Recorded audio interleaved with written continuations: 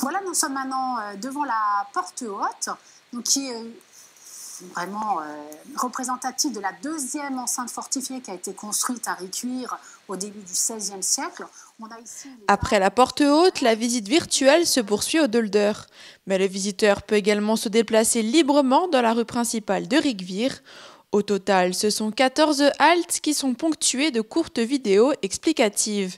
Un format inédit auquel Caroline Claude Bronner a dû s'adapter. C'est tout à fait un autre exercice parce que quand on fait une visite guidée, on a un public, on a des questions, on a un phénomène bien sûr d'interaction et puis surtout on a une introduction avec un contexte historique. Là effectivement il faut devant chaque maison condenser et c'est une période qui permet aussi de se renouveler, de tester pas mal de nouveaux outils. Et donc notamment voilà, les visites virtuelles, mais également pour moi aussi beaucoup de commandes, on va dire plutôt d'écriture et de période de formation aussi intense. Cette visite virtuelle était déjà en projet depuis quelque temps, mais cela s'est concrétisé plus vite que prévu avec la crise.